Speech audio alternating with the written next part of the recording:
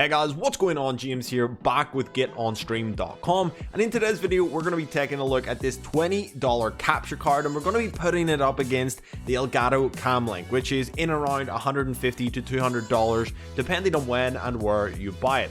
This $20 capture card came from Amazon, and there's quite a few different like makes out there or brand names. However, pretty sure they're all the same capture card, and it's this little one right here. They're probably all manufactured by the same manufacturer, and then these Amazon sellers buy them in and then sell them on with their own brand name on Amazon. However, most of them you buy are probably going to be this exact one right here. And for you guys who are looking to get into streaming on a budget, forking out, $150, $200 on an Elgato Camlink just for your camera, that could be pretty expensive. So we're going to test this capture card out here today. We're going to be testing it with this exact DSLR setup that I've got running right now. I'm recording this through my Camlink. So we're going to switch this over to this capture card first, test it out and see how it looks on the camera, and then we're going to utilize this with an Xbox Series S to see how that performs, to see if we could use this to do all of our game capture if we wanted to either stream or just record our gameplay. So if you did want to use this to record your gameplay, you also will need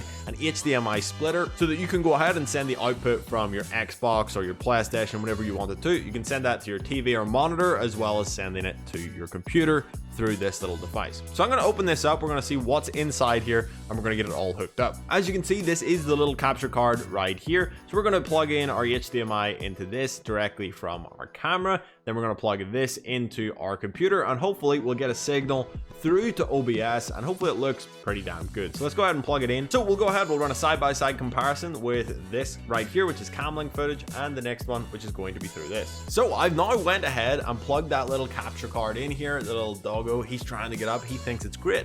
And honestly, I'm looking at this on my screen over here right now as I'm recording, and this looks pretty damn good, honestly. Just at the look of my eye right here, obviously I can't see the Camlink footage, but looking at this right now, the delay between, getting from the camera to the computer, it looks just about the same as with the Camlink. You're seeing on the screen right now, on the left hand side is the Elgato Camlink, on the right hand side is the $20 capture card. Clearly the image on the right is a little bit more saturated. You can see the red in the jumper pops a lot more and probably isn't representing what you would see with your eye, as well as the Camlink on the left. But overall, for the $100 $150 saving, this on the right hand side, especially if you're just using this for your small camera and occasionally having a full screen camera on your stream, this Camlink on the right hand side here is going to be more than enough. And I would definitely recommend picking one of these up based on these images right here. It looks really good. There's a lot of detail. You can still see the horrible spots on my head, you can see the bristles in my beard. It's very detailed. In terms of like the back wall and the monitor that's behind me and the bookcase, everything there looks very similar. Again, the reds are a little bit more bright and vibrant, but other than that, I think this looks great in our initial test. First impressions are, this thing is pretty damn good for the price point, coming in at $20 and then obviously being $150 to $200 for a Camlink. This looks absolutely amazing. If you're streaming, obviously if you get a little bit of stream delays, a little bit of delay, you can obviously just delay your capture device or else delay your audio to sync them up. So I haven't went ahead and like tested this with my audio or anything. I'll obviously see that when it comes back in the recording here, but hopefully there's not much of a delay. So in terms of delay in audio, there's really no difference between the Camlink and this little device right here. I have an audio delay on my microphone for syncing up to my Camlink. I think it's like 0.3 seconds or something like that, but I never adjusted anything, and whenever I went and looked at the footage in post here, there's no delay in the audio. It syncs up perfectly with my mouse. So this right here is giving me the exact same latency as the Camlink is. So you're getting no better off, or you're getting no better off with the Camlink than you are with this. So in terms of an audio delay from the device to your microphone, it really doesn't matter anyway, because obviously you can just sync up your microphone and your mic noise with your footage. So I wouldn't worry too much about that, but there doesn't seem to be any difference anywhere in a short period of time of filming. So let's go ahead and hook up our Xbox here and see what that looks like streaming through the capture card. Just before we do that, if you guys do either want to grab a Camlink or you want to grab this cheap capture card for $20. I'll leave a link down below to this on Amazon so you can check it out over there. If you do decide to purchase through those links, we will get a little bit of a commission, and it really helps out the channel here. Okay guys, so I've now plugged this into my computer, and you can see it here open in Streamlabs, and everything looks pretty damn good. The only problem we're having right now is we can't hear the sound. So it took me a little while to figure this out. The instructions that came with it didn't say this or didn't tell me. I had to search for a couple of YouTube videos to find this. So what we actually need to do is come down here to sources. We're going to click add source.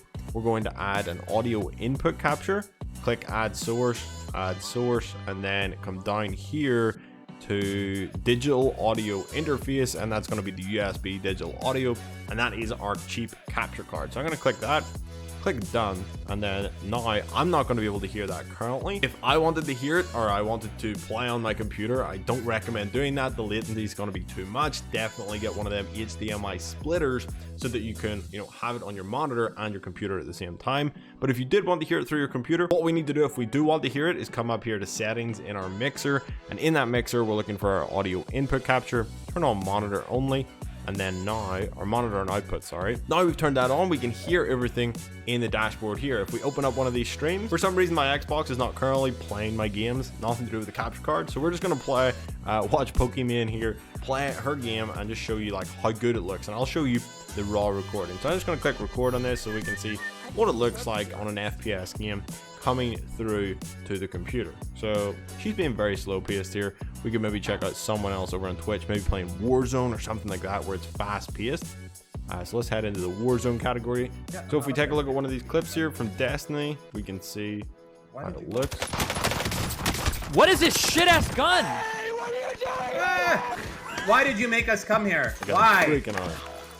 So you can see, I mean, the recording is pretty good. I'm gonna go ahead and end the recording here. You'll obviously have seen that as I'm talking over it, but for a cheap capture card for $15-20, this thing works really well. I'm gonna go ahead now and utilize the capture card for my DSLR on stream for a long period of time. We're gonna see if there's any audio sync or anything like that, but right here this seems pretty damn good right off the rip. So just in terms of like audio delay, I can't even really hear any audio delay. I've had big issues with like the HD60 Pro Elgato capture card where I get an audio delay whenever I'm streaming from my Xbox to my computer. There's a huge audio delay there, and that's a big issue. So let's go ahead and plug this in and do some streaming and see how it performs over on stream. So guys, what you're seeing here is some footage from the stream I did the other night, and honestly this thing works so damn well for just a DSLR, and if you want to have your camera in the corner, if you're playing Warzone, playing most games, you just have a small camera on your screen. And you can see right here, this is how mine looked on stream. We streamed for about an hour and a half or so on that night. Particularly, I had absolutely zero issues with the camera. It looks great, and especially in this small frame, you really can't tell the difference between this or a Camlink. I don't think anyone's going to notice. None of my chat questioned it or thought that anything looked different. None of them said anything about it. And yeah, I think this is a pretty reasonable little device. And just to round up this video here, hopefully you guys have enjoyed it. If there's any more tests that you want me to do, feel free to leave them down in the comments. I felt that this covered most of the things that people are going to be doing with it. We tried to record some gameplay on the Xbox. We went ahead and mainly you're going to be using this for a DSLR, right? You're buying this instead of buying an Elgato Camlink and saving 150, maybe 100 if you can find one pretty cheap. But anyway, it's a pretty damn big saving for your capture card that you're going to be using. And if you're using a DSLR, maybe some of you guys are just hooking up even a cheaper camera to this, I think it's a great option. I don't think that you should go out there and probably spend $150. I think there's better things you can do with that money to make your stream better, right? You could get a stream deck, you could maybe add some lighting in your background. There's a lot of things that you could potentially do that's going to make content better versus investing in a Camlink. I think it's also a great alternative, even if you maybe do have a Camlink like I do.